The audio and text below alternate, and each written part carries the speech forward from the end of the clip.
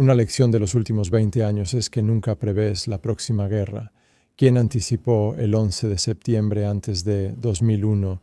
¿Quién creyó necesario enviar 10.000 tropas británicas a Afganistán por 20 años? ¿Quién pensó que George Bush decidiría derrocar a Saddam y que tendríamos que lanzar grupos de batalla blindados contra, ya sabes, feroces insurgentes chiitas respaldados por Irán? ¿Crees que las lecciones de guerra urbana en Gaza servirán para un conflicto con Rusia? ¿No podrían ser más relevantes? Nos acompaña Eylon Levy. Gracias por estar aquí. Gracias por ver Eylon The Record. Hola y bienvenidos al primer episodio de Eylon The Record.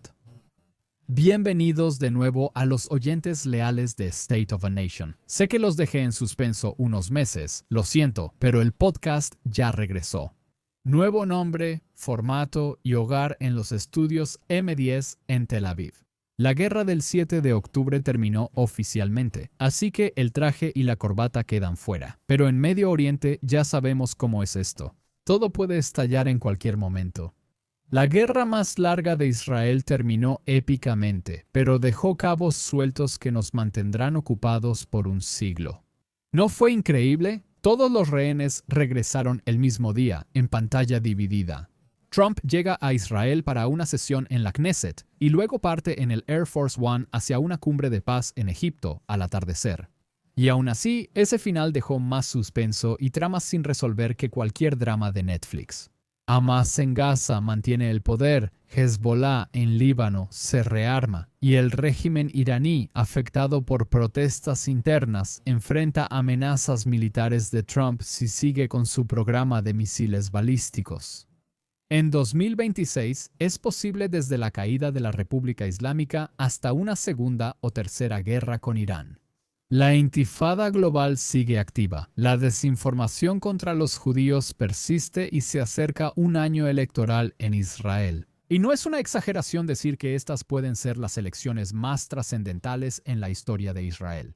Fui portavoz de una nación en guerra durante 2 años, primero oficialmente y luego extraoficialmente.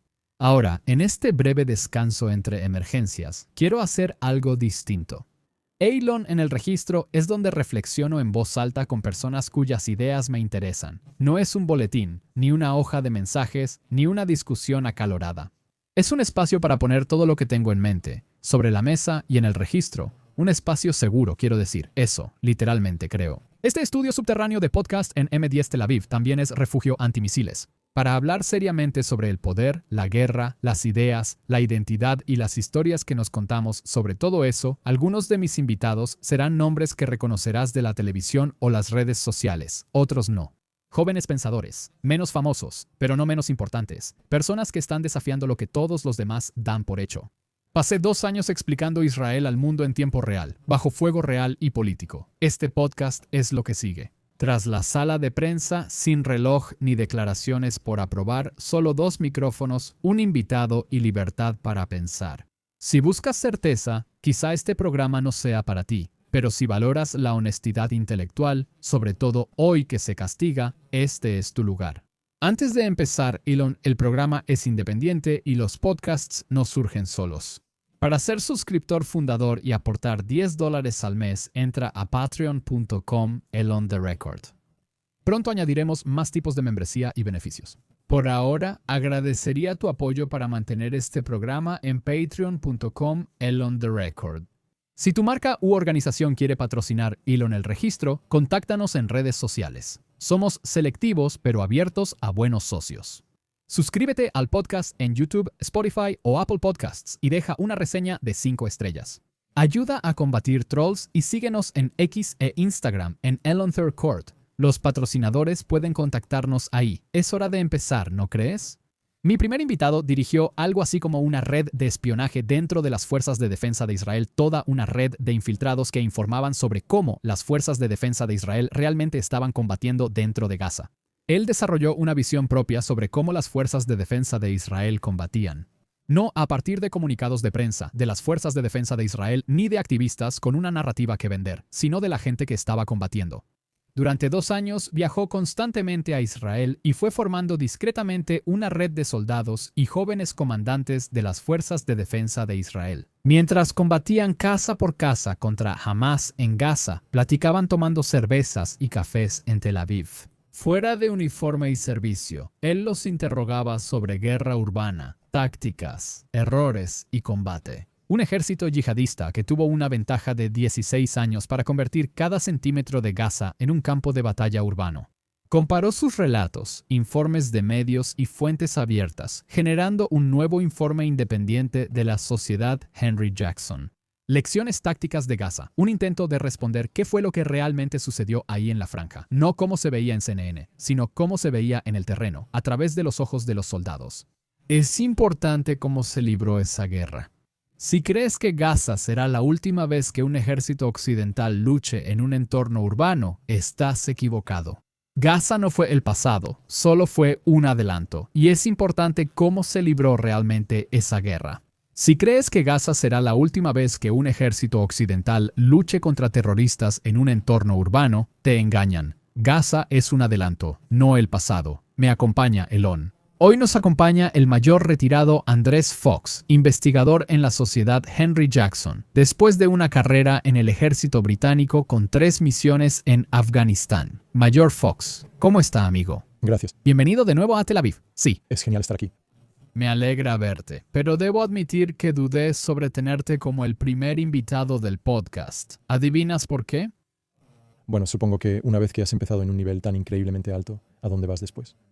Bien, entonces 2 razones. 2 razones. Una, solo puede ir cuesta abajo, aunque les prometo a los espectadores que vamos a seguir subiendo y subiendo.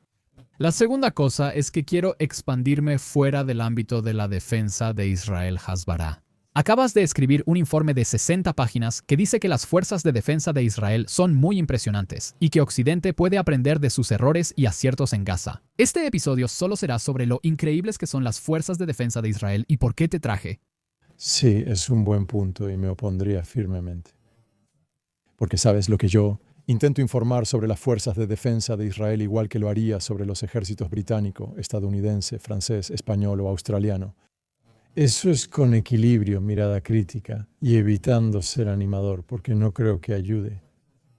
Algunos animadores solo dicen sí a todo y nunca ponen objeciones. ¿Dónde queda la credibilidad entonces? Quiero decir, porque ningún ejército es perfecto y no puedes esperar que lo sean. Y al tratar de afirmar que lo son, creo que les haces un mal servicio porque nadie te cree. Así que he estado muy contento en este artículo de señalar algunos puntos realmente negativos sobre las fuerzas de defensa de Israel. Creo que desastre es una cita que usé al hablar de su logística en Gaza, por ejemplo. ¿Desastre total o parcial? ¿En qué lugar está? No creo que sea un desastre total.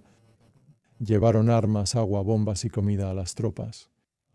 Pero quizá no tan eficientemente como podría ser. Y eso es una lección en sí misma, porque piénsalo, si estamos enviando al ejército británico 15.000 tropas aparentemente, vamos a enviar a Ucrania si el señor Stalmer se sale con la suya.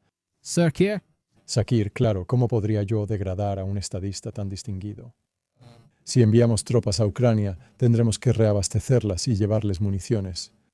Y si Israel tuvo dificultades solo llevándolo a través de la frontera de Israel a Gaza, entonces hay muy buenas lecciones sobre cómo mantener controlado tu equipo y asegurarte de que las tropas reciban el reabastecimiento que necesitan. Una gran lección basada en la crítica, no solo en animar.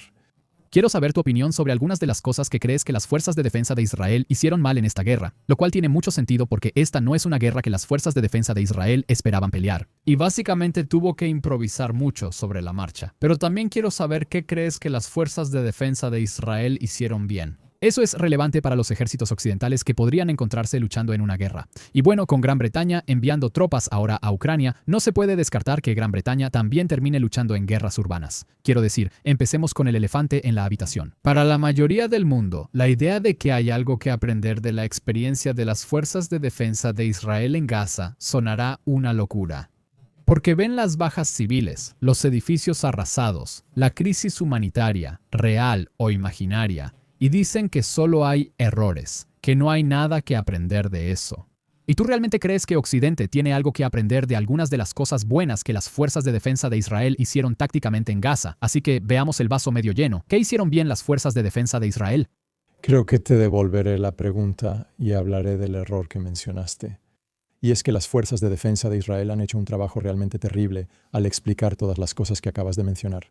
¿Por qué hay tantos civiles muertos y gran parte de Gaza es solo escombros? Hay razones militares sólidas para lo que ocurrió y habría pasado sin importar quién luchara ahí, pero las fuerzas de defensa de Israel han explicado esto muy mal al mundo. No necesitamos hablar de eso ahora.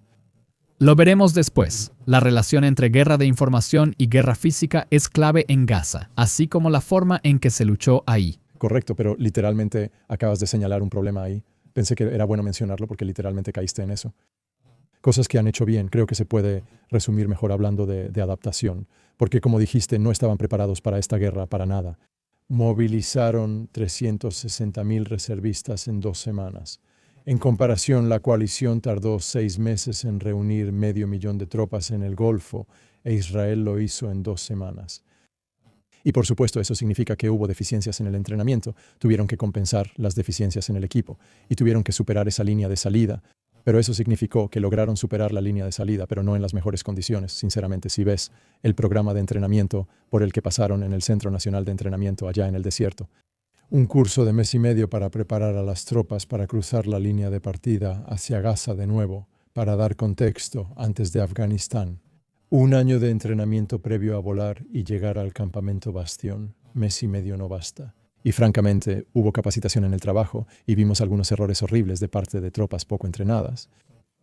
Pero, Andrés, esto no se trata solo de logística, porque si todo el episodio trata sobre cómo el ejército hizo bien la logística, entonces me desconecto ahora, ¿de acuerdo? Y no se trata de entrenamiento, se trata de las fuerzas de defensa de Israel, entrando a un campo de batalla urbano, donde el enemigo tenía 16 años de ventaja, básicamente convirtiendo cada centímetro de Gaza en un campo de batalla urbano donde están luchando. No solo en la superficie, donde hay casas, sino que también hay túneles subterráneos, hay amenazas aéreas también. Ves cosas por todos lados. Me pregunto, desde lo táctico, ¿cómo viste que las fuerzas de defensa de Israel desarrollaron nuevas técnicas militares para combatir en batallas urbanas que otros países podrían enfrentar? Las fuerzas de defensa de Israel no esperaban luchar la mañana del 7 de octubre de 2020. Empecemos con los túneles. Los túneles son un gran ejemplo. Al inicio eran muy torpes y no tenían tropas especializadas. Usaban a cualquiera para entrar al final de la guerra. Tienen un comando unificado de túneles, que es una célula de fusión para toda la inteligencia y todas las operaciones que están llevando a cabo. Tienen tropas como Yahalam Shadak Shah y T-13. Las fuerzas especiales ahora despejan los túneles con tecnología y tácticas sumamente precisas. Pueden cruzar los túneles rápido y ordenados, sin perder muchos soldados. Ese es el punto clave. Quiero detenerme en eso porque las fuerzas de defensa de Israel, como dijimos, lo iban improvisando sobre la marcha. Creo que Hamás pensó que podía salirse con la masacre del 7 de octubre porque creían que las fuerzas de defensa de Israel no entrarían en los túneles. Recuerdo que al inicio de la guerra decían que los túneles eran trampas mortales y estaban llenos de explosivos, que no enviarían soldados ahí, pero eso fue lo que hicimos. ¿Cómo aprendieron las fuerzas de defensa de Israel a enfrentar la amenaza de los túneles? ¿Cuál es la última estimación? ¿1000 millas debajo de Gaza? Potencialmente, sí, es una locura. Impresiona la magnitud de la tarea de estas tropas. Sí, hay muchas trampas explosivas. ¿Cómo las evitan? Bajan con cuerdas a los túneles en vez de escaleras. ¿Cómo limpian bajo tierra? ¿Qué hacen? Ellos bajan con cuerdas a ellos. Literalmente bajan con cuerdas como si fueran absolutamente como... ¿Cómo se maneja deslizarse por una cuerda? Si la escalera trampa está ahí, la evitan y entran por ese lado o cavan junto al túnel original y entran por su propio mini túnel. Pero enviamos hombres a túneles donde sospechamos artefactos explosivos improvisados. ¿Por qué? O sea, suena como alguien que no sabe del tema, a una manera tonta de lidiar con un túnel porque estás arriesgando una vida humana. ¿Por qué no simplemente lo llenaron de cemento? ¿Qué pasó con esa idea al final? Bueno, había algunos rehenes que, como recordarás, eran una preocupación bastante grande para las fuerzas de defensa de Israel durante toda la guerra. Y ellos fueron muy específicos en tratar de rescatarlos. Pero entraron en los túneles. ¿Sabían más o menos en qué dirección iban los túneles? No, déjame terminar. ¿Sabes? Había túneles allá abajo en los que no sabían qué había dentro. Hay recursos de inteligencia bajo tierra, ¿sabes? Los servidores de Hamás, el dinero que encontraron, ¿sabes? La cantidad de inteligencia que han obtenido de las ubicaciones de los cuarteles generales debajo de Gaza ha sido increíble. ¿Sabes? Estamos hablando. Han extraído de los servidores de Hamás el equivalente a 40 años de video si lo hubieras seguido.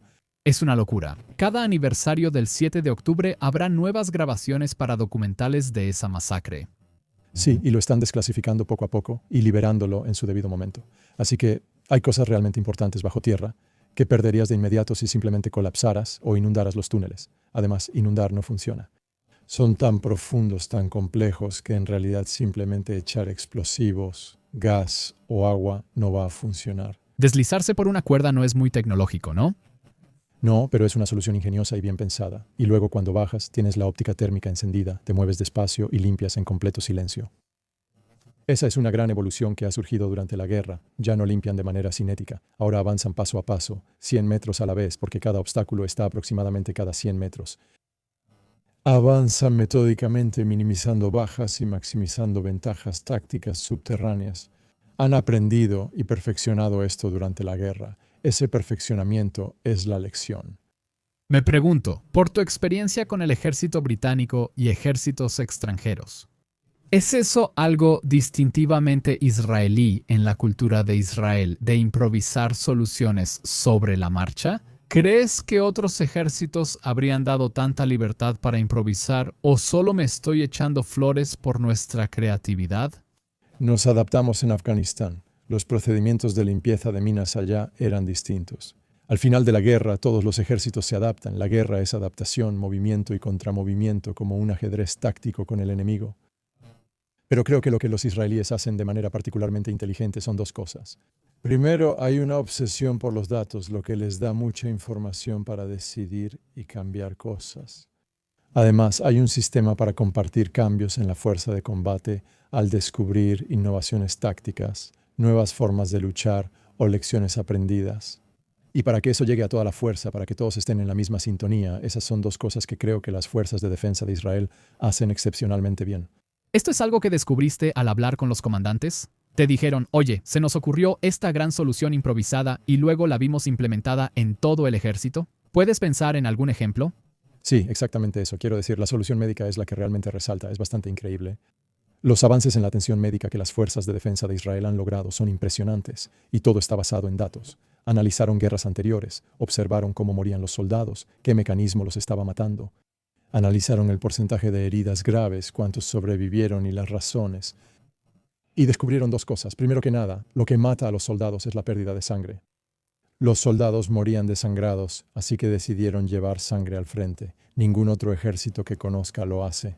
Llevan sangre refrigerada en los paquetes de los médicos, así que cuando un soldado resulta herido, pueden empezar de inmediato a bombearle sangre real, sangre completa. Eso es muy macabro. Es horrible, ¿verdad? Pero esa es la naturaleza de la guerra. Desafortunadamente, lo siguiente que analizaron fue ¿dónde mueren los soldados? Bueno, en el campo de batalla, ¿dónde no mueren? ¿Por qué los doctores están en hospitales y no en el frente atendiendo a las tropas si pocos mueren en hospitales? Así que ahora están adelantando a doctores calificados, no solo a los paramédicos y los médicos de combate, sino que doctores reales están ahora, ya sabes, cerca del frente, para que puedan brindar esa atención que salva vidas a los soldados. Y aquí está lo sorprendente de los datos. Hay 600 soldados de las Fuerzas de Defensa de Israel que están vivos hoy en día y que habrían muerto por sus heridas en guerras anteriores. El 33% de las heridas son extremadamente graves, mucho más que en guerras previas en Gaza o la de 2006 en Líbano. Y aún así la supervivencia bajó del 24%. La tasa de mortalidad bajó del 24% al 9% entre esos soldados gravemente heridos. Así que lo que tenemos es que hay más personas lesionadas, más personas gravemente lesionadas, y aún así, más de ellas están sobreviviendo gracias a los cambios médicos que se han realizado. Excelente ejemplo de usar tecnología y datos para mejorar la operación del ejército. Horriblemente desfigurado, pero vivo. Exactamente. Tengo amigos que perdieron extremidades en Afganistán y te aseguro que agradecen estar vivos más que haber muerto en esos incidentes. Las fuerzas de defensa de Israel deben improvisar constantemente. Improvisar soluciones, no solo, como dijiste, soluciones tecnológicas, con los soldados y su salud en el campo de batalla, los túneles, por supuesto, lidiando con eso. Cuando hablamos del equivalente más cercano a Gaza, algunos mencionan la batalla de Mosul o la comparan con el sudeste asiático en la Segunda Guerra Mundial. No hay otro ejemplo de una ciudad tanto en la superficie como bajo tierra y los túneles. Pero uno de los principales problemas para los que las fuerzas de defensa de Israel tuvieron que buscar soluciones fue la presencia de civiles. Civiles presentes en el campo de batalla urbano, donde al inicio de la guerra pidieron evacuar por seguridad. No lo hicieron. Hamás los mantuvo a punta de pistola. Y tampoco ayudó que las Naciones Unidas no cooperaran en absoluto con un plan para sacarlos del camino. Y eso significa que Israel está luchando en un lugar donde el enemigo los está usando. Escribiste que los usaban como escudos humanos. Yo prefiero decir sacrificios humanos, porque jamás quería que los mataran. Es tan retorcido que muchos no lo entienden, pero ese era el objetivo del enemigo. Así que no creo que ningún otro ejército haya lidiado con un campo de batalla urbano igual, donde la gente seguía ahí de una manera tan complicada como en Gaza. ¿Y qué viste al hablar con los soldados? No el comunicado de las Fuerzas de Defensa de Israel. Las Fuerzas de Defensa de Israel son el ejército más moral del mundo, pero al preguntar a los soldados qué tácticas usaron para evitar daños a civiles, no queremos eso porque no somos monstruos ni deseamos que mueran inocentes. Hamás libra una guerra de información contra Israel, usando cada víctima civil para socavar su legitimidad y ejercer presión diplomática. Eso hace que sea más difícil para los soldados en el terreno luchar. Entonces, ¿cómo están improvisando para protegerse? Y, por supuesto, además de eso, desde la perspectiva de un soldado, lo último que quieres es tener civiles cerca de ti, porque se interponen en el camino, ya sabes, solo complican las cosas. Es como trabar la caja de cambios en movimiento. Además, diferenciar entre un civil y un insurgente armado es muy difícil cuando el enemigo viste de civil. Entonces, hay un tercer factor, ¿verdad? Porque no es como si anduvieran por ahí con gafetes. Sí, exacto, o levantando letreros. Eso no pasa, ¿verdad? ¿Cómo es la protección de civiles en la práctica, no solo en un seminario de Harvard? Sí, es similar a lo que las Fuerzas de Defensa de Israel describen, llamadas, mensajes y folletos. Y yo diría que de hecho la mayoría de los soldados que entrevisté dijeron que estaban luchando en pueblos fantasmas. De hecho, muy pocos de ellos se toparon con grandes grupos de civiles. Y lo que encontraron principalmente fue que los que se quedaban eran los ancianos y los jóvenes. Así que los palestinos estaban huyendo de estas zonas. Cuando las fuerzas de defensa de Israel pasaban, casi siempre encontraban personas mayores o muy jóvenes. Puedes sacar tus conclusiones de eso. Pero obviamente reducían el ritmo de las operaciones para asegurarse de que esos civiles estuvieran fuera de peligro. Eso no significa que no murieran civiles, por supuesto que sí. Es una zona de guerra, los civiles siempre son los que más sufren. Pero ciertamente he escuchado una y otra vez historias de operaciones que se detuvieron, ataques aéreos que se cancelaron para sacar a esos civiles del camino. Pero la lección aquí, creo, la importante no es tanto si has movido a los civiles. Todos podemos mover a los civiles. Eso no es ciencia de cohetes. Quiero decir, las fuerzas de defensa de Israel tienen tecnología muy avanzada que te permite saber cuántos civiles deberían estar ahí y qué esperar. Lo ves cuando llegas al lugar. Pero de nuevo, no es realmente tan importante. La lección aquí es la estratégica, sobre todo el deber moral de sacar a los civiles del peligro, el factor que complica tener civiles presentes. En tercer lugar, el impacto estratégico de no hacerlo bien es la lección. Las fuerzas de defensa de Israel fueron criticadas por las muertes. Creo que nosotros también actuaríamos igual si lucháramos en nuestra ciudad, Ucrania o Europa del Este y pidiéramos un ataque aéreo con muchas víctimas civiles. Te lo garantizo, los rusos, o quien sea que esté luchando, tomarían esas imágenes, tomarían ese evento y lo usarían para atacarnos en nuestro propio campo de batalla, en casa. Generarían protestas en las calles de Londres en contra de ellos, los monstruos del ejército británico. Acaban de matar a X número de civiles en tal país. No estoy convencido. Ocurrió en Irak. No sé, yo estaba en Gran Bretaña durante la guerra de Irak y a nadie le importaba. Los medios no reportaban obsesivamente cada error de los soldados británicos en el campo. Las bajas civiles en Irak no eran el tipo de noticia que son las bajas civiles en Gaza. No creo que los británicos sepan lo que se hizo en su nombre para protegerlos. La mayor protesta en Londres fue contra la guerra de Irak.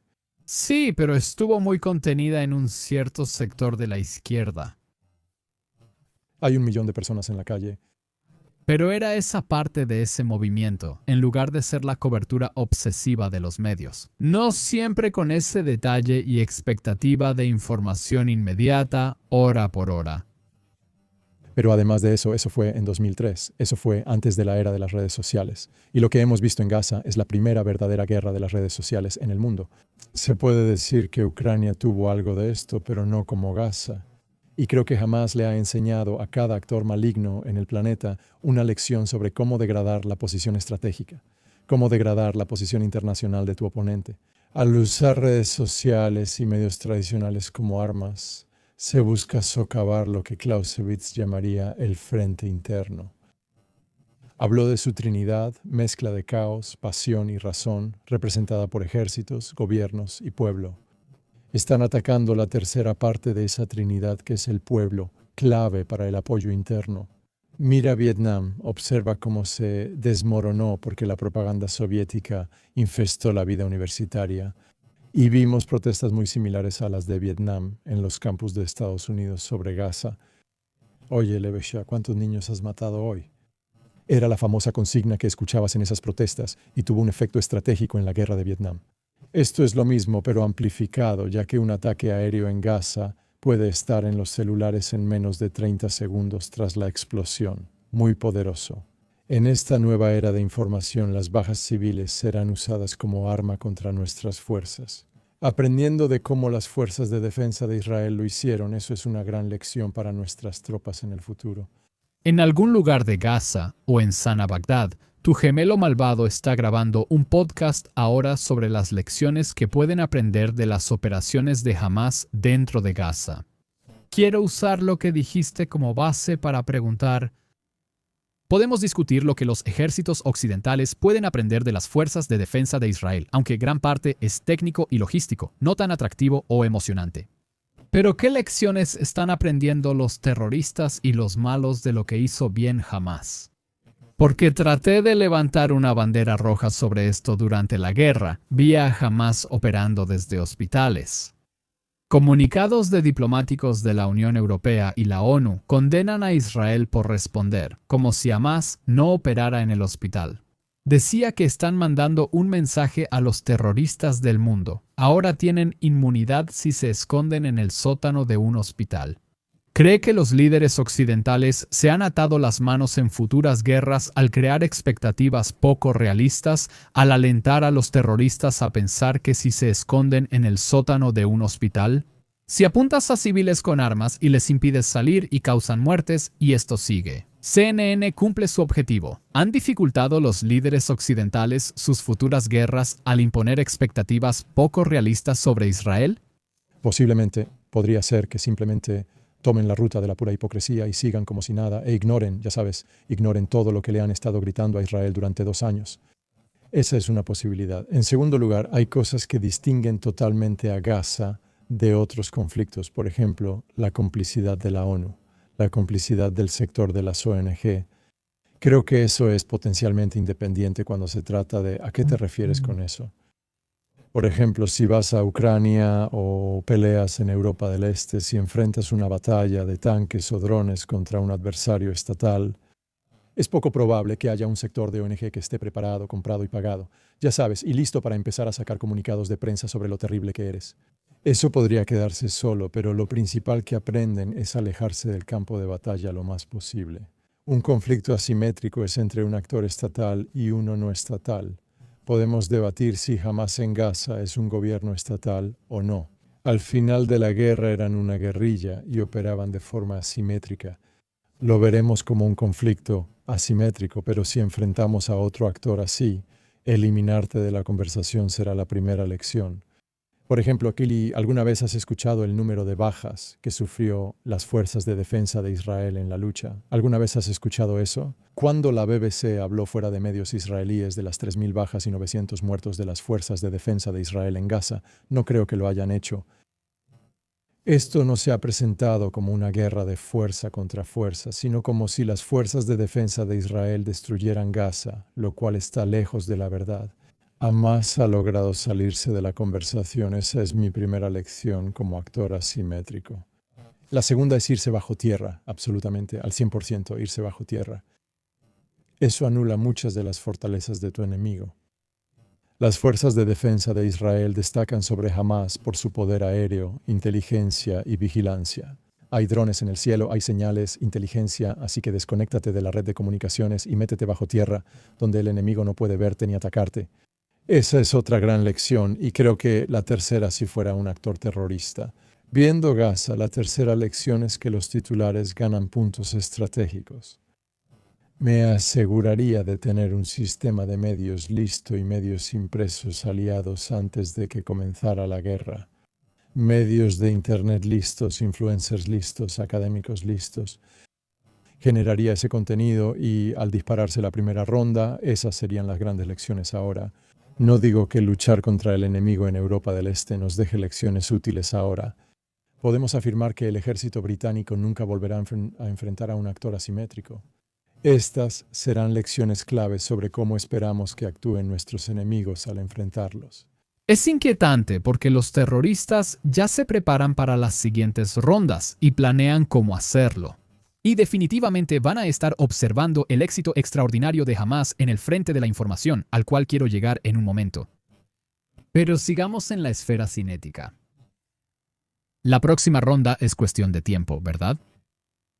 Por 2 años decíamos, si esta no es la última Gaza, prometo no usar frases hechas, pero esta es una de ellas. Si esta no es la última guerra en Gaza, habrá otra peor porque Hamás se sentirá reivindicado.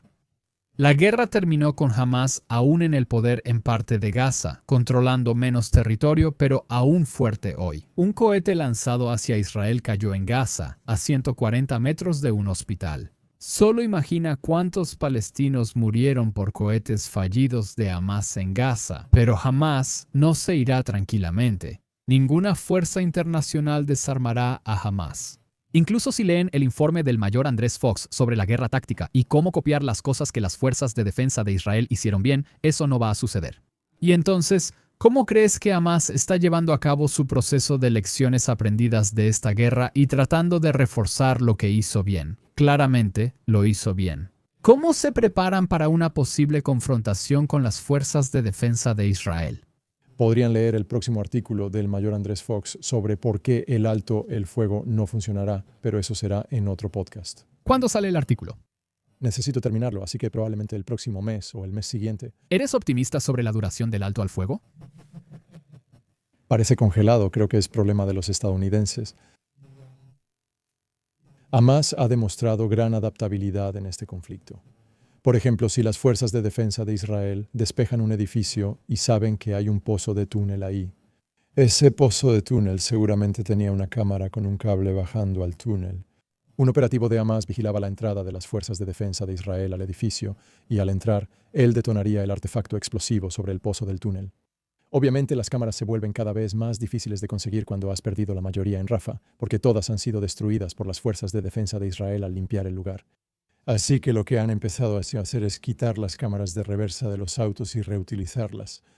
Son mucho más pequeñas que una cámara normal y más difíciles de detectar para un soldado limpiando la zona. Las cámaras de tablero ahora tienen doble uso. Sí, las cámaras de tablero tienen doble uso. Esta semana vi imágenes sobre eso publicadas por Hamás o capturadas por las fuerzas de defensa de Israel, no sé cuál. Incluso el sujeto que se acercó apareció con la guía roja, amarilla y verde de la cámara de reversa, así que solo reutilizaron la cámara de los autos. Estas cámaras también son clave en la guerra informativa de Hamás.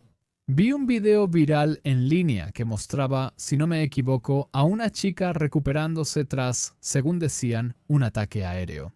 Pero luego preguntas, ¿por qué había una cámara apuntando justo a ella y por qué no se mueve? Es muy claro que lo que pasó es algo improvisado. Ella pisó un artefacto explosivo. No fue un ataque aéreo. Hamás puso la cámara para grabar a soldados israelíes volando por los aires. Eso se vuelve viral porque nadie pregunta ni cuestiona. ¿Sí? ¿Por qué tantos ataques aéreos se captan en cámara? Porque las fuerzas de defensa de Israel avisan antes del ataque. Y el trípode no se tambalea. Sí, así pueden alejarse, colocar el trípode y las cámaras en los edificios.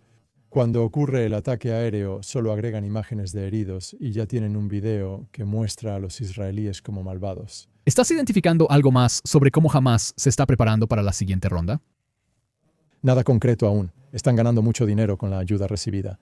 Ayer visité el Centro de Cooperación Civil Militar en Kiryat Gat y me mostraron las cifras diarias de la ayuda que entra. Es impresionante. Es astronómico. Es asombroso cuánta ayuda está entrando. Es astronómico, quiero decir, pongámoslo así. Oficialmente estamos hablando de 850,000 toneladas de comida que han entrado a Gaza desde el alto al fuego. Ahora, la ONU solía decir que Gaza necesita 65.000 toneladas. Otro informe lo actualizó a 80.000 toneladas al mes. No sé por qué es arbitrario, pero digamos que Gaza necesita 80.000 toneladas al mes. Significa que Israel ha entregado a Gaza más de 4 veces la cantidad de comida que Gaza realmente necesita. Eso explica por qué Hamás quiere alargar la fase 1 sin devolver el cuerpo de Rangvili. Porque está recibiendo enormes suministros que puede grabar. Hubo un informe ¿Viste el informe en Bloomberg esta semana? No, continúa. Explicaba cómo Hamás reconstruye su máquina de guerra y la financia. Hamás financia su máquina de guerra cobrando renta a palestinos sin hogar que viven en tiendas en propiedad municipal. También nacionalizó el mercado de gas para cocinar. Antes la gente podía comprar gas para cocinar de manera privada. Ahora tienen que hacerlo a través de una comisión del gobierno de Hamás. Y, sorpresa, sorpresa, la gente. A los negocios se les están cobrando tarifas exorbitantes por parte de intermediarios para conseguir su gas para cocinar. Y Hamás está obteniendo ganancias de todo esto. Y es increíble lo que dijiste antes sobre las ONG que están alineadas con eso. Y sabes, una cosa que los terroristas estarán aprendiendo es tener su propio sistema de ONG porque todos están involucrados en eso. Nadie denuncia el abuso de ayuda humanitaria por Hamás. Quizá ya viste el informe de ONG Monitor sobre cómo Hamás tenía agentes en ONG como ayuda médica para Palestina. No se trata de secuestrar la ayuda, porque Hamás es el gobierno de Gaza. En entrevistas me preguntaban, ¿cuál es tu evidencia de que Hamás secuestra la ayuda? Yo respondía, es el gobierno. Los gobiernos imponen impuestos para obtener dinero. ¿De dónde crees que sale? Ayer vi en las pantallas cómo rastrean los convoyes de ayuda y pregunté cuántos interceptan. Durante la guerra, la ONU reportaba que el 95% de sus convoyes eran secuestrados. Ahora casi ninguno. ¿Qué significa esto? Dice que la ayuda va a donde Hamás quiere y no necesita ser interceptada. Además, la flecha y las unidades de disuasión creadas en la guerra cumplieron su función. Fueron diseñadas para disuadir a la gente de desafiar a Hamás y de apoderarse de la ayuda, y eso obviamente ha funcionado. Así que te dice que A, Hamás tiene el control total, y B, que toda la ayuda, casi con certeza, está pasando por sus almacenes, por sus manos, por sus mercados. Esto dará a Hamás gran impulso financiero. No es solo dinero, son reservas para la próxima guerra. Recuerdo cuando comenzó esta. Y la BBC, básicamente, ya sabes, tenía un bot que todos los días publicaba un titular diciendo que Gaza estaba a punto de quedarse sin combustible. Gaza casi sin combustible, mientras Hamás acumulaba reservas. No recuerdo la cantidad exacta, pero lo ilustramos con cuántas veces un Boeing 747 volaría alrededor del planeta. Con el combustible que Hamás acumuló, ¿ves otras formas en que se prepara e innova para la próxima guerra? Le fue bien. Solo sé que siguen cavando túneles en sus zonas. Todavía cavan túneles. Así que todavía siguen cavando túneles. E incluso, ya sabes, durante toda la guerra estuvieron cavando esto. Todavía tienen el equipo para eso. Es triste y además es una excavación fácil. Así que, ya sabes, han estado haciendo cosas durante la guerra, como cuando las fuerzas de defensa de Israel están en una posición, ya sabes, han tomado un edificio, se han establecido y están montando su posición defensiva. Hamás cavará un túnel a través de la Tierra Nueva para salir junto a la posición de las fuerzas de defensa de Israel y abrir fuego contra ellos. Eso es algo que han estado haciendo constantemente durante los últimos 2 años y medio, así que esa es, ya sabes, la forma en que están volviendo a unirse. Pero, ya sabes, ciertamente hemos visto esas 2 unidades. Mencioné Arrow y no puedo pronunciar el árabe porque tiene ese sonido, pero la unidad de disuasión, ya sabes, estas han sido increíblemente efectivas. Ambas fueron establecidas durante la guerra, no existían antes de que comenzara la guerra, y han ayudado a Hamás a mantener su férreo control sobre la gente de Gaza. Los 2 millones que siguen en la parte de Gaza bajo control de Hamás. Bueno, mira, vayamos directo al grano. Si las fuerzas de defensa de Israel fueron tan efectivas tácticamente en Gaza, aprendieron sobre la marcha y encontraron soluciones creativas e interesantes, ¿por qué Hamás sigue en pie después de más de 2 años de guerra? ¿Por qué las fuerzas de defensa de Israel no lo lograron? Mira, nunca iban a eliminar a todos de Hamás porque ese lugar está controlado por esa organización. Como mencionaste, cada ministerio, hospital, escuela, mezquita y agencia gubernamental. Y además de eso, ahora tienes una fuerza guerrillera y todo lo que tienen que hacer es soltar su arma. Y ya no pueden ser atacados a menos que sepas con certeza que esa persona es miembro de Hamás. Vale la pena gastar una munición aérea. Nunca puedes erradicar una insurgencia solo matando a todos. No se rinden porque si mueren se vuelven mártires. Para ellos eso es un logro, así que eso nunca iba a pasar. Pero ve dónde estamos en Gaza. Hamás está neutralizado como amenaza para Israel desde hace más de un año y no puede atacar de manera significativa que afecte su seguridad. Meta estratégica lograda. Todos los rehenes vivos están en casa, todos los cuerpos de los fallecidos, excepto uno, básicamente ya están en casa. Meta estratégica lograda, salvo el cuerpo que aún falta por regresar. Estos son grandes logros para Israel tras 2 años de lucha. Nunca creí que todos los rehenes volverían. Yo tampoco lo pensé. Sabes, sinceramente no soy el mayor admirador del señor Trump, pero sin duda en su columna de logros está ese, sabes, un logro muy impresionante, asegurar la liberación de esos rehenes. Nunca fueron devueltos por la fuerza militar, sino por la presión política de Donald Trump sobre Turquía y Qatar, además de sobornos. Puede que eso tenga consecuencias después, por los sobornos dados a Turquía. En cuanto a los F-35, el poder e influencia que ahora tiene Qatar, ya sabes, esos son problemas para más adelante, pero al final de cuentas los rehenes están en casa. Son grandes victorias estratégicas y al final Israel solo transfirió el problema a alguien más. Israel mantendrá la línea amarilla hasta que lleguen sus fuerzas de seguridad. Estados Unidos presiona fuertemente a Hamás para evitar una escalada con Israel en la línea amarilla. Están enviando mensajes a través de los egipcios para decir, ya sabes, hemos escuchado que podrían estar pensando en hacer algo indebido, no lo hagan. Eso ha sido efectivo y ahora la solución política es un problema de Washington. Donald Trump lo rompió, así que él es responsable.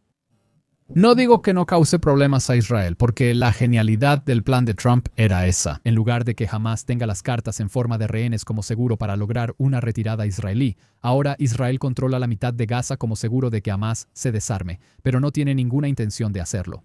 Y si Estados Unidos va a intentar meter tropas turcas en Gaza, eso es un gran no.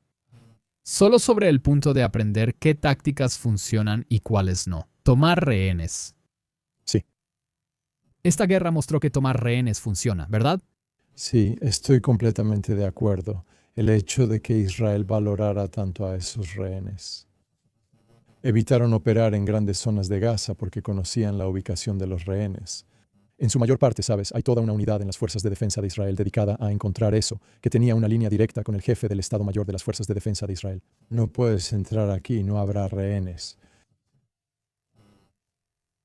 ¿Sabes? Eso frenó mucho a las Fuerzas de Defensa de Israel. ¿El Reino Unido u otro país harían lo mismo por sus rehenes? Siempre hemos tenido una política de no negociar con terroristas. Más que eso, leí el manual antiterrorista del gobierno británico de 2018 y afirma que va en contra de la ley británica e internacional. Negociar con rehenes, negociar un rescate con secuestradores terroristas. Y eso es exactamente lo que presionaron a Israel para que hiciera, pagar un rescate a secuestradores terroristas. Gran Bretaña. La mayoría de los países no lo hacen, y si lo hacen, niegan haber negociado un rescate porque saben que eso recompensa. Tomar más rehenes. Haré 2 puntos. Primero, es muy poco probable que alguien secuestre rehenes británicos a esa escala. No lo harán, no van a tomar una lancha y cruzar el canal para secuestrar gente. No les des ideas inútiles. Las probabilidades de que cientos de británicos sean rehenes son bajas, aunque siempre hay británicos en el mundo que pueden ser secuestrados por distintos grupos, pero no en la escala de Israel. Y el segundo punto que se desprende de esto es que tenemos que ser muy cuidadosos cuando hablamos de elecciones de otra zona de combate. Y es un error que la gente ha cometido a lo largo de esta guerra. La cantidad de veces que he visto a exgenerales, particularmente tontos en Twitter, diciendo ¿por qué no hacen simplemente lo que hicimos en Irlanda del Norte, negociar con Hamás, llegar a un acuerdo con ellos? Eso es muy tonto. Y lo que han hecho ahí es que han tomado el caso de Irlanda del Norte y lo han puesto en otro lado. Y el gran error, cuando tomas lecciones de una zona de guerra a otra, es simplemente copiar y pegar. Se trata de cómo se adapta al contexto. Cómo tomar lo que observaste en la guerra A y aplicarlo distinto o igual en la guerra B. Saber qué dejar, qué es único del primer conflicto y qué adaptar al segundo. Ese es el verdadero arte de aprender de una zona de guerra. En mi artículo he aclarado qué lecciones aplican y cuáles requieren ajustes, y cuáles aplican solo a un tipo de enfrentamiento entre fuerzas de defensa de Israel y Hamás. Información que probablemente es mejor dejar donde está. ¿Qué errores crees que las fuerzas de defensa de Israel deberían estar aprendiendo de su experiencia en Gaza? Los ejércitos extranjeros deberían estar aprendiendo de las fuerzas de defensa de Israel en Gaza. Porque, dijiste, está bien. Se equivocaron en varios lugares, especialmente en Israel. Hubo muchas críticas, no solo de grupos habituales, sino también de familias en duelo y soldados. Acerca de las tácticas en Gaza y el constante juego de entrar, limpiar una zona y salir. Después Hamás entra, crea una zona humanitaria que infiltra y lanza cohetes, diciendo que el avance fue lento en vez de rápido. Críticas sobre perder el elemento sorpresa, que en realidad dar advertencias a las personas para evacuar y avisar que vas a atacar entrega el elemento sorpresa.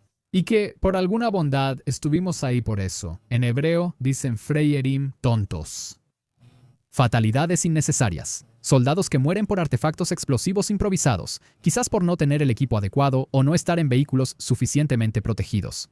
Y mi mayor crítica, una total falta de disciplina militar respecto a la cuestión de que los soldados suban tonterías a TikTok. Y no estoy hablando necesariamente de soldados grabándose haciendo algo ilegal, sino simplemente, primero que nada, grabándose en el campo de batalla y exponiendo sus propias identidades. De una manera que luego los pone en riesgo ante personas que intentan hacer que los arresten, o simplemente, ya sabes, bromeando o haciendo tonterías de forma inmadura, porque los soldados están aburridos y tratan de mantenerse cuerdos en circunstancias imposibles. Pero se ve muy mal en televisión, llega incluso a tribunales internacionales. Mi impresión era que a las fuerzas de defensa de Israel no les interesaba disciplinar a los soldados, ya que siendo un ejército de reservistas del pueblo. Tienes que tratar a todos como si te estuvieran haciendo un favor al presentarse a servir. O sea si eso te suena, soy yo sacando mi crítica. Eso fue un buen desahogo. Y ojalá hubiera estado haciendo ruido, podrían haberlo hecho. Podría liberar mucha frustración. ¿Verdad? Vamos con la última. Gran lección. Si necesitamos movilización entre pares, habrá que recurrir a la conscripción. No se parecerá exactamente a las fuerzas de defensa de Israel, pero ya sabes. La última vez que Gran Bretaña habló de conscripción, propuso una semana al año desde noviembre. Estoy hablando de un conflicto entre pares donde estamos como diablos, necesitamos personal ahora. Ok, ya sabes, al estilo de la Segunda Guerra Mundial, como papeles de reclutamiento de la corte, ese tipo de cosas. Dios no lo quiera. Mira, vas a tener a jóvenes, hombres y mujeres, que no necesariamente quieren estar ahí, que están acostumbrados a tener sus teléfonos con ellos todo el tiempo. Como la increíble estupidez de no quitarles los teléfonos a estos soldados. O sea, es una amenaza para la seguridad operativa, ya sabes, estos teléfonos pueden comprometer la seguridad operativa, estos teléfonos, ya sabes, es una amenaza de inteligencia de señales. Estos teléfonos pueden rastrearse y monitorearse, permitiendo seguir el avance de las unidades por sus señales, si cuentas con el equipo adecuado. Así que, primero que nada, es una falla increíblemente estúpida no quitarles los teléfonos por completo desde el principio. Y luego, como dices, sabes, me senté con Hayari a la mitad de la guerra, el vocero de la idea, el ex vocero de las fuerzas de defensa de Israel, y le planteé esto y le dije, mira, ¿por qué tus tropas tienen teléfonos? ¿Y por qué no están siendo disciplinados por estas tonterías ridículas que están subiendo a las redes sociales? Y para ser justos, él se volteó y dijo, ve. Y Goldberg y Cohen, que eran los dos generales de división a cargo de las divisiones en ese momento. Sabes, él estaba muy frustrado de que esto no se estuviera controlando a nivel de cadena de mando. Pero creo que eso ha cambiado y de nuevo la idea ha aprendido y mejorado. Hubo un video que salió justo esta semana de un soldado disparando su ametralladora desde la cadera sin chaleco antibalas. Fue a un área vacía, se veía terrible y ese soldado está 20 días en la cárcel. Sí, aunque creo que el ejército la regó en el tema de la comunicación. ¿Por qué? Retuitear el video sin aclarar que disparaba a un espacio abierto y no a casas hizo que se difundiera y pareciera más grave de lo que era. Estamos aprendiendo, lo que me lleva al tema de la guerra de información. Para mí estaba claro que Hamás estaba librando dos guerras, una guerra militar y una guerra de información. La guerra de información respaldaba en parte a la militar. Bien, si haces que la gente crea que Israel es malvado y comete genocidio en Gaza, entonces intentas que el mundo, para que Occidente retire a sus fuerzas y apoyar la batalla militar de Hamás. Creo que lo más importante es que la batalla militar apoyaba la guerra de información. Hamás peleó disfrazado de civil y en edificios civiles. Tiendas túnel en escuelas, casas, mezquitas y hospitales solo para mostrar sufrimiento. Eso dañaría la opinión mundial contra Israel y fortalecería al movimiento global que ya lo acusaba de genocidio antes del 7 de octubre. Las ONG de izquierda radical han intentado esto desde Durban, librando una intensa guerra de información contra Israel a inicios del nuevo milenio.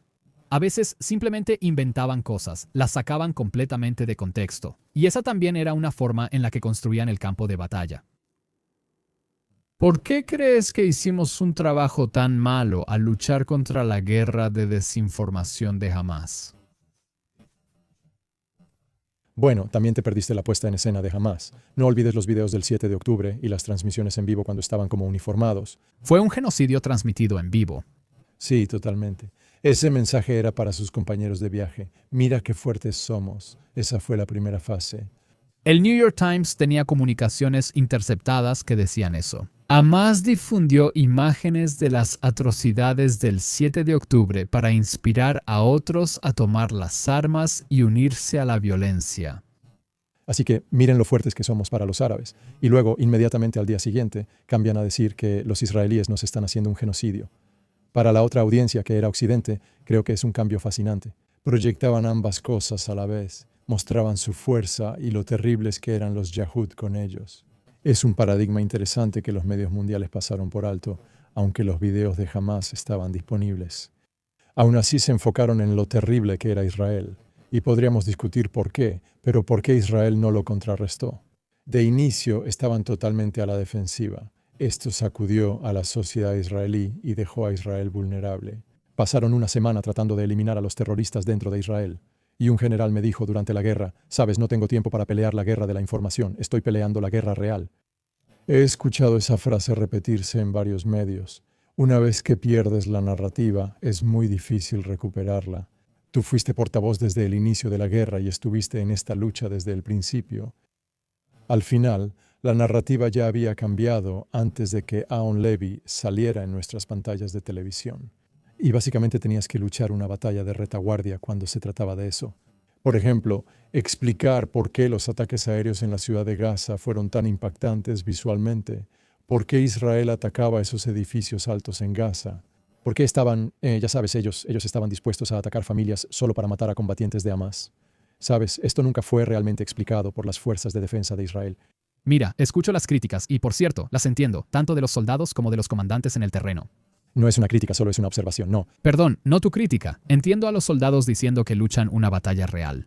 No es un concurso de popularidad, hay una guerra real y la información es consecuencia de eso. He intentado convencer a los israelíes de eso. La pérdida de la opinión pública internacional llevó a cosas como embargos de armas, de maneras que hicieron que la batalla física fuera materialmente más difícil de pelear. Pausa de 4 meses entre Jan, Yunis y Rafa por la información. Por Internet y presión internacional, por eso esas relaciones públicas, si así lo quieres llamar. Eso es una parte integral de la seguridad nacional de Israel. Pero yo me pregunto, ¿qué podría haber hecho Israel de manera diferente? Y esto no es que nos estemos atascando en relaciones públicas y mensajes en términos tácticos, las imágenes que están disponibles para los soldados. Seguimos hablando de cómo Hamás lucha vestido de civil y sobre la naturaleza del campo de batalla urbano. Las fuerzas de defensa de Israel nunca publicaron las muchas grabaciones de las cámaras corporales de sus soldados. Ahora entiendo por qué no lo hicieron. Si las fuerzas de defensa de Israel publican videos de soldados jugando como Call of Duty contra yihadistas vestidos de civil, la sociedad israelí preguntará, ¿por qué no lanzamos ataques aéreos? ¿Por qué enviamos a nuestros muchachos por tierra tan expuestos? Si publicamos todas las grabaciones de Hamás tomando camiones A, la presión sería detenerlos. Y entonces Israel se encuentra internacionalmente en un problema porque de todas formas quieres seguir enviándolo. Pero quiero decir, tienes todo un capítulo sobre esta guerra de información desde, perdimos un impulso crítico en la primera semana. ¿Qué lecciones hay para países que enfrentan guerra urbana contra terroristas que usan la información como arma sobre cómo combatir a Hamás y sus tácticas? Sí, y puede ser. Creo que Israel realmente no pudo haber hecho nada diferente. O sea, sí, pudieron haber liberado algunos datos y cosas, ya sabes, e intentado mantenerse al tanto de esa narrativa. Pudieron difundir más el video de 47 minutos del 7 de octubre. Entiendo por qué no lo hicieron. Quizá no había nada que hacer aquí. Después de perder el impulso tras la primera semana, todo estaba decidido. ¿Qué aprendemos? Lo principal, no pierdas el impulso. Creo que necesitamos mejorar mucho nuestras células de medios y de información. La Brigada 77 hace un trabajo interesante. Son pequeños, formados sobre todo por reservistas y son la unidad del ejército británico encargada de esto. Creo que es clave lanzar información junto con los ataques físicos. Así como disparas artillería, minutos después deben difundirse mensajes explicando tus acciones y motivos. Tal vez ni sea necesario porque podría no ser el mismo conflicto. Estas lecciones son adaptables y deben considerarse. En el contexto de cualquier guerra en la que estés involucrado, observas lo que pasó con Israel y dices, bien, estas cosas salieron mal. Esto es como una bolsa de palos de golf. Ahora tienes que decidir, ¿verdad? Si estamos en esta situación, usamos un hierro 9, en la otra, un driver. Tú observas lo que salió mal para Israel. Te das a ti mismo opciones de contingencia, listas para usarse, preparadas mucho antes de que empiece la guerra, para que cuando la guerra comience ya lo hayas pensado. Ya estás en una posición donde puedes reaccionar rápidamente, donde puedes reaccionar de manera efectiva y donde puedes asegurarte de que ese cambio de impulso no ocurra a favor del enemigo.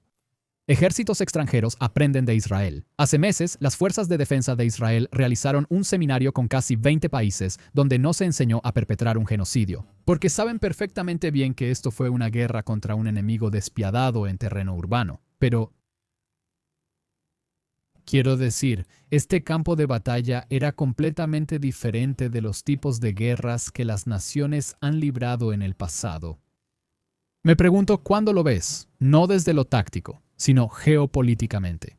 Bien, ¿qué tipo de guerras podrían librar el Reino Unido, Francia, Estados Unidos o Canadá en los próximos 5 o 10 años? ¿En cuáles? Lecciones sobre una zona urbana muy fortificada y el tipo de batalla que Israel libraba en Gaza. ¿Dónde más podría ser relevante?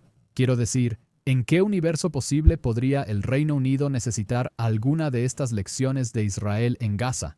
Bueno, podríamos encontrarnos en túneles en Groenlandia luchando contra los estadounidenses, así que ya sabes, eso es totalmente posible. Pero mira, Vi un chiste en Twitter que decía, ya sabes, la manera más fácil de resolver la demanda de Estados Unidos por Groenlandia y negarse a descartar opciones militares es casar a Barrón Trump con la princesa de Dinamarca y dar Groenlandia como dote. Dios. pensé que volvíamos al siglo XVIII, pero esto es aún peor.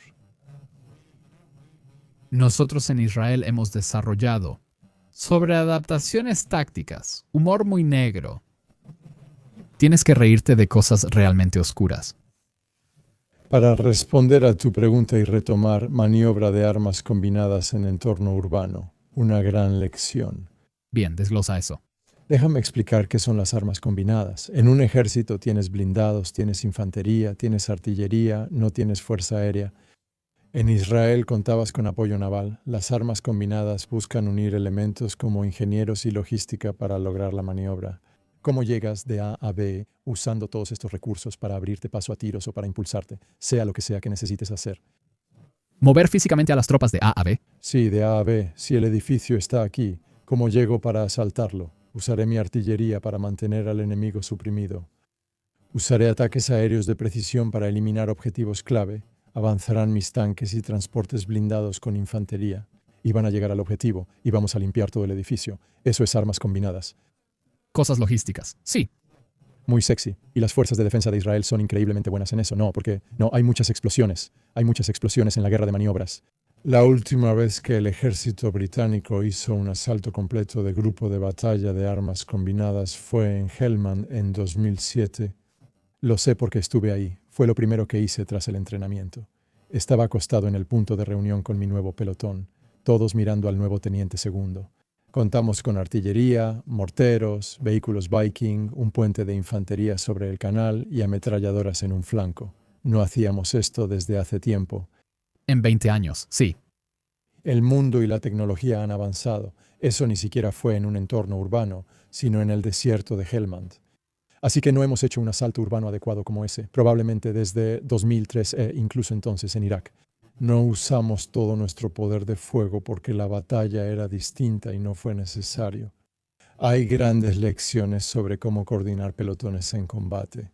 ¿Cómo te aseguras de que no, ya sabes, cuando los edificios quedan reducidos a escombros y todo ya no se parece a tu mapa? ¿Cómo te aseguras de que el pelotón A no le dispare al pelotón B por accidente? ¿Cómo mandas y controlas en ese entorno? ¿Cómo coordinas el poder de fuego? Quiero decir, los israelíes ya lo saben. ¿En qué conflictos podría encontrarse Occidente teniendo que pelear este tipo de guerras y necesitando combinar fuerzas? O sea, ¿qué piensas tú? ¿Cuáles son las amenazas? ¿Rusia? Sí. Por supuesto, Rusia, ya sabes, literalmente estamos a punto de enviar 15.000 tropas británicas ahí. Nunca sabemos cómo va a salir eso. Y una lección que creo que los últimos 20 años nos han enseñado es que nunca ves venir la próxima guerra.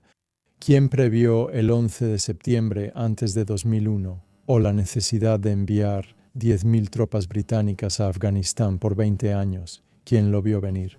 George Bush decidiría que Saddam tenía que ser derrocado y que tendríamos que enfrentar grupos de batalla blindados contra feroces insurgentes chiitas respaldados por Irán.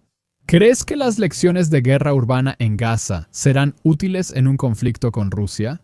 No podrían ser más relevantes porque estás diciendo... Veremos soldados rusos en ropa civil peleando ocasionalmente. Me refiero a cómo te coordinas y te mueves en la ciudad. Y todas esas lecciones sobre cómo te desplazas, cómo evitas disparar accidentalmente a tus propias tropas, cómo coordinas los ataques aéreos, cómo traes los recursos de apoyo de fuego que tienes. Sabes, todo esto es completamente relevante, ya sea contra un enemigo ruso uniformado o contra un insurgente vestido de civil. Sabes, estas son lecciones totalmente relevantes, porque esto no es algo fácil de hacer. Es muy difícil tomar un grupo de batalla y lograr que todos estén en la misma sintonía, ya sabes, que todos sigan el mismo ritmo y que todo salga perfectamente bien. Eso requiere mucha práctica, coordinación y pensamiento de oficiales del Estado Mayor. Los israelíes pasaron 2 años haciendo esto y son un recurso increíble para aprender, para ver en qué se equivocaron, en qué acertaron y qué se pudo haber hecho mejor, y luego cómo podemos adaptar eso para un grupo de batalla del ejército británico. Nadie ve venir la próxima guerra, igual que la Inquisición española y el 7 de octubre. E Israel debe aprender lecciones sin importar de dónde venga la próxima sorpresa. Hay cabos sueltos en 7 frentes. Andrés Fox, ¿cómo te pueden seguir en redes sociales? Entonces, ¿soy el señor Andrés Fox en X o señor Andrés Fox? ¿Por qué señor?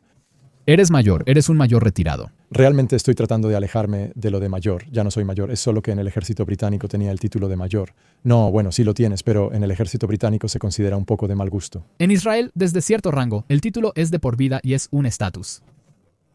Por encima del rango de oficial de campo, o sea, por encima de mayor para nosotros. Lo conservas por el rango, pero no es un símbolo de estatus. Y tengo amigos en el ejército británico. Si me vieran por ahí llamándome Mayor Andrés Fox, pondrían los ojos en blanco y me llamarían idiota. ¿Me llamarán idiota si termino este podcast saludándote? O sea, mete el pulgar, amigo. Mete el pulgar. Gracias por venir, Andrés. Eso es todo por este episodio. Si te fue útil la charla, suscríbete en YouTube, Spotify o Apple Podcasts. Y una reseña de 5 estrellas ayuda mucho. Sigue el podcast en Twitter e Instagram como Eilon the Record y apóyanos en patreon.com para mantenerlo independiente. /Eilon the Record, y si quieres ir más allá y patrocinar el programa, entonces contáctanos en redes sociales. Este episodio fue grabado en los estudios M10 en Tel Aviv. Gracias por acompañarme, Eilon the Record.